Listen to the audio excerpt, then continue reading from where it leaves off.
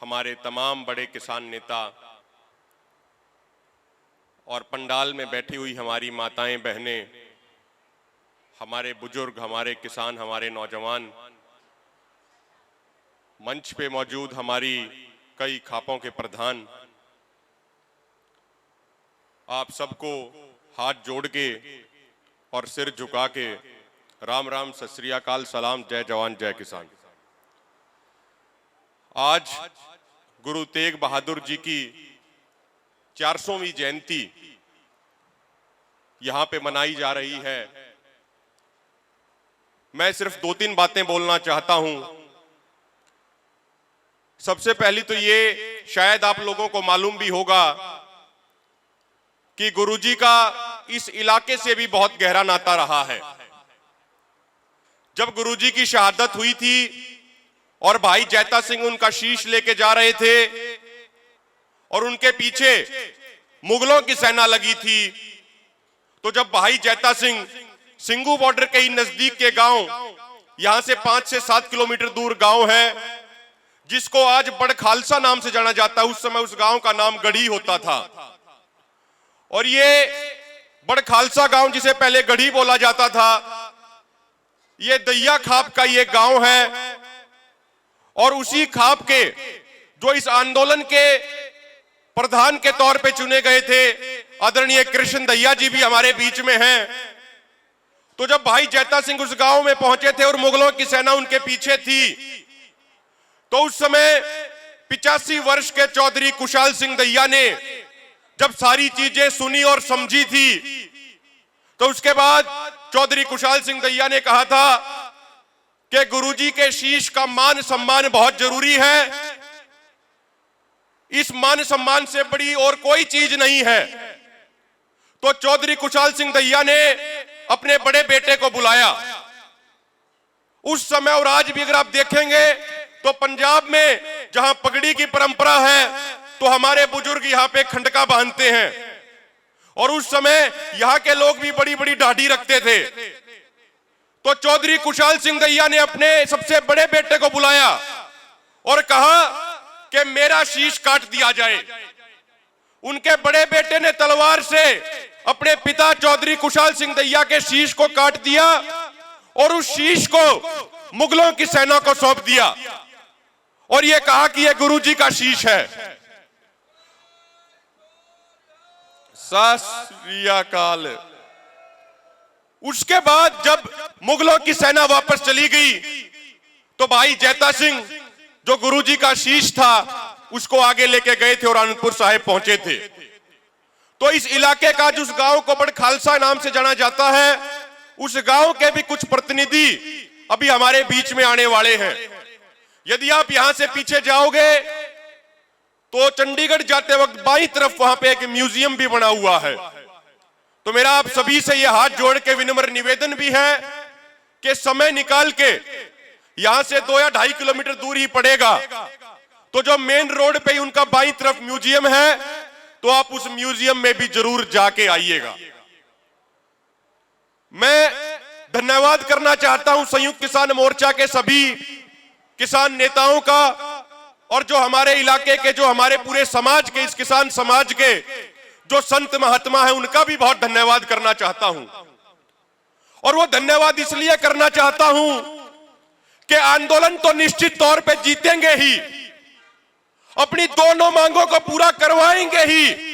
ये सरकार चाहे कितने ही हथकंडे अपना ले, ये सरकार चाहे कितनी साजिश रच ले, लेकिन आंदोलन हम निश्चित तौर पे जीतेंगे, दोनों मांगों को निश्चित तौर पे पूरा कराएंगे।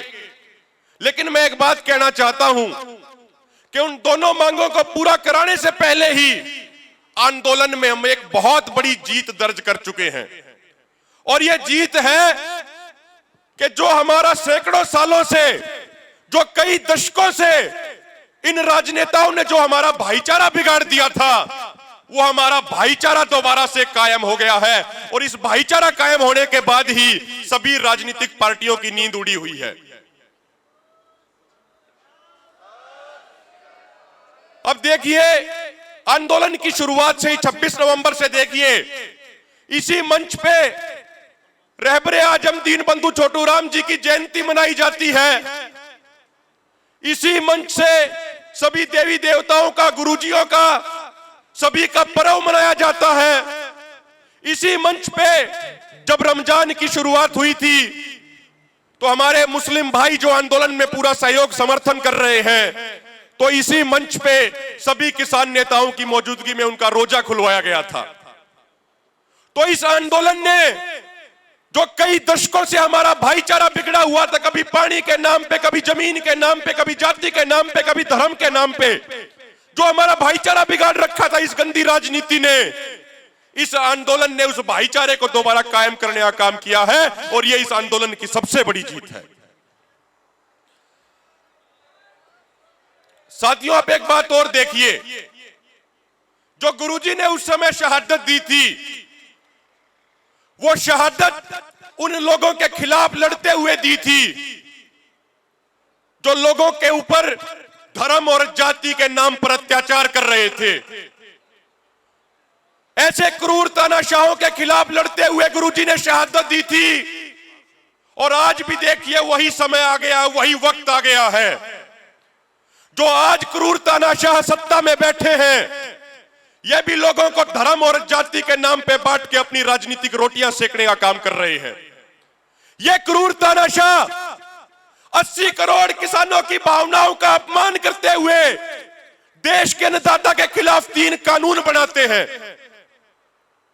350 किसानों ने जो शहादत दी है, उस शहादत का मजाक उड़ाते हैं ये क्रूर तानाशाह। तो मेरे भाइयों, मेरे बुजुर्गों, जिस तरीके से उस समय गुरुजी ने अन्याय के खिलाफ लड़ते हुए अपनी शहादत दी थी, आज वही वक्त दोबारा आ गया है। और जो हम सारे के सारे गुरुजी के सिपाही हैं, उनके दिखाए हुए रास्ते पे चलने वाले उनके अनुयायी हैं, तो आज वो दोबारा से वक्त आ गया है कि क्रूर तानाशाहों के खिलाफ लड़ते हुए यदि हमें अपनी शहादत भी देनी पड़े, अपना शीश भी कलम कराना पड़े, तो हमें एक एक नौजवान, एक एक बुजुर्ग, एक एक माताओं बहनों को तैयार रहना होगा। वही वक्त साथियों दोबारा आ गया है।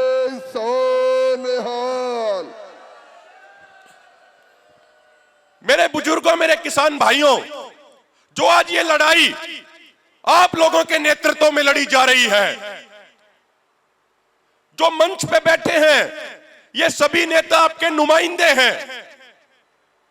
जो आपके नेतृत्व में जो ये लड़ाई लड़ी जा रही है, जो हमारे किसान भाई पंडाल में बैठे हैं, ये कोई छोटी लड़ाई नहीं है। ये लड़ाई सच्चाई बनाम झूठ, ये लड़ाई न्याय बनाम अन्याय, ये लड़ाई सत्य बनाम असत्य की लड़ाई है। ये लड़ाई देश को बचाने वाले किसानों, जवानों, नौजवानों बनाम देश को बेचने वाले राजनेताओं और पूंजीपति घरानों की लड़ाई है। आज जो अपने ये किसान समाज लड़ाई लड़ रहा है, ये सच के रास्ते पे है, ये सत्य के रास्ते पे है, ये न्याय के रास्ते पे है। मेरे बुजुर्गों, मेरे किसान भाइयों, इतिहास इस बात का गवाह है। चाहे इतिहास के पन्ने पलट के देख लीजिएगा, इतिहास इस बात का गवाह है कि सत्य को कुछ समय के लिए परेशान तो किया जा सकता है, लेकिन सत्य को कभी पराजित नहीं किया जा सकता। तो जो अपना समाज आज ये सत्य के रास्ते पे चल रहा है, ये समाज कभी पराजित नहीं होगा। इस समाज की निश्चित तौर पे जीत होगी और उन क्रूर तानाशाहों की निश्चित तौर पे हार होगी।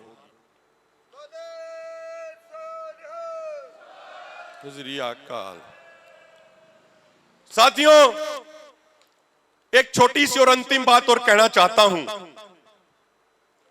आज एक अलग अलग तरह की साजिशें रची जा रही हैं आंदोलन के खिलाफ। कभी हमारे ऊपर यह आरोप लगाया जाता है कि हमने ऑक्सीजन ट्रक रोक दिए, कभी यह झूठा आरोप लगाया जाता है कि हमने कोरोना फैला दिया। लेकिन सैकड़ों वीडियो फेसबुक पे चल रही हैं कि किस तरीके से संयुक्त किसान मोर्चा के सभी कार्यकर्ता, सभी पदाधिकारी, चाहे कितने भी बड़े काम में लगे हुए हों, जब भी उन्होंने कोई ट्रक देखा ऑक्सीजन का, तो हमारे संयुक्त किसान मोर्चा के कार्यकर्ताओं ने खुद अपनी जिम्मेदारी मान के रास्ते खाली कराए और छोटे रास्तों से उन ट्रकों को निकलवाया।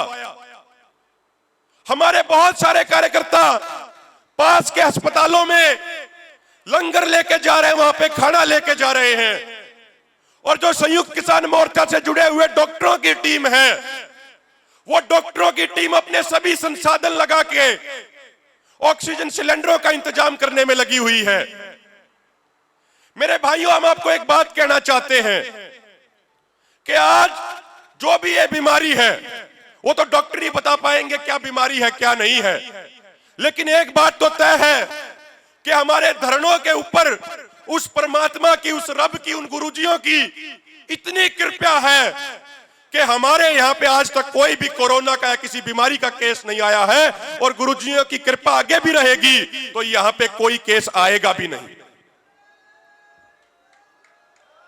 सत श्री अकाल। लेकिन हम एक बात कहना चाहते हैं, जो ये सरकार बार बार पूछती है कि कानूनों में काला क्या है, ये कानूनों को बहुत अच्छा बताते हैं सरकार के लोग, तो उनको सिर्फ एक बात कहना चाहते हैं। अब देखिए, जितने भी ये ऑक्सीजन प्लांट थे, ये सारे प्राइवेट कंपनियों के पास थे, प्राइवेट लोगों के पास थे। इसीलिए जब जरूरत पड़ी तो ऑक्सीजन की कालाबाजारी हुई, ऑक्सीजन की जमाखोरी की गई। ऑक्सीजन तो वो चीज है जिसके ऊपर हर जीव जंतु, हर व्यक्ति, हर प्राणी का अधिकार है। उस ऑक्सीजन की भी कालाबाजारी की गई, उसकी भी जमाखोरी की गई। और अब आखिर में आके सरकार ने क्या निर्णय लिया मेरे भाइयों? सरकार ने कहा कि सभी ऑक्सीजन प्लांटों का कब्जा सरकार अपने अंडर में लेती है। यही बात तो हम पहले दिन से सरकार को समझा रहे हैं कि यदि ये सरकारी मंडी खत्म कर दी, यदि ये सरकारी खरीद खत्म कर दी, यदि सरकारी गोदाम खत्म हो गए, यदि एफसीआई खत्म कर दी, तो जिस तरीके से आज ऑक्सीजन के लिए लोगों को दर दर भटकना पड़ रहा है, ठीक इसी तरीके से 2 से 3 साल बाद मेरे भाइयों अनाज के लिए, गेहूं और चावल के लिए हमारी देश की जनता को दर दर भटकना पड़ेगा। इसीलिए हम बार बार कहते हैं कि जो अनाज है, जो मंडियां हैं, वो कभी भी प्राइवेट लोगों के हाथ में नहीं जानी चाहिए, क्योंकि प्राइवेट कंपनियों का, कॉरपोरेट घरानों का सिर्फ एक एजेंडा होता है, और वो होता है साम दाम दंड भेद लगा के अपने पैसे कमाना। ये बड़ी बड़ी प्राइवेट कंपनियां, बड़े बड़े कॉरपोरेट घराने आम आदमी का, आम मनुष्य का, किसान का, जवान का, नौजवान का खून चूस के अपने घरों को भरने का काम करते हैं। इसीलिए संयुक्त किसान मोर्चा पहले दिन से यह बात कह रहा है कि मंडियों का प्राइवेटाइजेशन नहीं होना चाहिए। इसीलिए इन 3 कानूनों के खिलाफ हम सब लोग लड़ रहे हैं। और मेरे साथियों, मेरे बुजुर्गों, बहुत सारे वक्ताओं को भी बोलना है, तो मैं सिर्फ अंत में एक बात कहना चाहता हूं कि जो ये 3 काले कानून हैं, इन कानूनों से हमारा किसान भाई 5 दिन के बाद मरेगा, लेकिन पहले दिन तो हमारे दलित और मजदूर भाई मरेंगे, जिनको पीडीएस सिस्टम के माध्यम से 2 रुपए किलो अनाज मुहैया करवाया जाता है। इसीलिए हम बार बार कहते हैं कि यह सिर्फ किसानों की लड़ाई नहीं है, यह हर उस व्यक्ति की लड़ाई है जो दिन में 3 वक्त का खाना खाता है। यह मनुष्यों से भी आगे बढ़ के यह पशु और पक्षियों की भी लड़ाई है, क्योंकि खाने के ऊपर उनका भी अधिकार है। 2014 में जब प्रधानमंत्री मोदी पहली बार सत्ता में आए थे, तो उस समय एफसीआई के ऊपर कर्जा मात्र 91,000 करोड़ रुपए का था मेरे भाइयों, मात्र 91,000 करोड़ रुपए का। वो संस्था बने हुए 50 साल हो गए थे। 50 सालों में उस संस्था के ऊपर कर्जा हुआ मात्र 91,000 करोड़ रुपए का। लेकिन जब से यह सरकार सत्ता में आई 2014 में, तो उसके बाद से लेके आज तक एफसीआई के ऊपर कर्जा 91,000 करोड़ रुपए से बढ़ के जनवरी 2021 में 4,09,000 करोड़ रुपए हो गया। क्यों हुआ मेरे भाइयों? क्योंकि 2016 के बाद से बजट में दी जाने वाली खाने की सब्सिडी मोदी सरकार ने बंद करवा दी। क्योंकि मोदी सरकार का यह मानना है कि सिर्फ कॉरपोरेट घरानों को जिंदा रहने का हक है। मोदी सरकार के अनुसार हमें और आपको सांस लेने का भी कोई हक नहीं है। तो मेरे भाइयों, जो एफसीआई किसानों से खरीद करके हमारे गरीब भाइयों को, मजदूर भाइयों को, दलित भाइयों को जो मुहैया कराती है, उस एफसीआई के ऊपर कर्जा कई गुना बढ़ गया है। और आप एक बात ध्यान रखिए कि ये बीजेपी के नेता बार बार क्रोनोलॉजी की बात करते हैं, तो हमें भी क्रोनोलॉजी समझनी पड़ेगी। ये पहले किसी भी कंपनी के ऊपर बहुत भारी भरकम कर्जा दिखाते हैं, उस कंपनी को घाटे में दिखाते हैं, और उसके बाद सरकार उस कंपनी को उठा के बेच देती है। और हमारे भोले भाई क्या कहते हैं कि भाई सरकार तो ठीक कह रही है, कंपनी बहुत घाटे में, कंपनी बहुत कर्जे में, चलो इसको बेच दिया जाए। लेकिन कोई भी आदमी ये सवाल नहीं पूछता कि वो कंपनी घाटे में क्यों गई, उस कंपनी के ऊपर इतना भारी भरकम कर्जा क्यों हुआ, यह सवाल कोई नहीं पूछता। तो मेरे साथियों, मेरे बुजुर्गों, खासकर मेरी दलित भाइयों से हाथ जोड़ के विनती है, मजदूर भाइयों से विनती है कि एफसीआई को बेचने की तैयारी चल रही है। तो इसीलिए सभी वो लोग जो अन्न खाते हैं, आज वो एकजुट हो जाएं, आज वो इकट्ठा हो जाएं, और जो ये देश को बचाने की लड़ाई जो चल रही है, इस देश को बचाने की लड़ाई में अपना भी योगदान दें, अपनी भी आहुति दें। और जब आज हम समाज के लिए लड़ेंगे और जरूरत पड़ने पर समाज के लिए अपनी कुर्बानी भी देंगे, तो वही हमारे गुरुजियों को, महात्माओं को, देवी देवताओं को सच्ची श्रद्धांजलि होगी। मेरे भाइयों, आज जरूरत है कि गुरुजी के दिखाए हुए रास्ते पर हम सब लोग चलें, और जरूरत पड़ने पे उनकी तरह अपना शीश भी कलम कराने को हम तैयार हो जाएं। सत श्री अकाल। अंत में कुछ नारे लगा दीजिए। सभी साथियों के दोनों हाथ ऊपर होने चाहिए। नारे लगाते समय पूरे जोश से नारे लगाइएगा।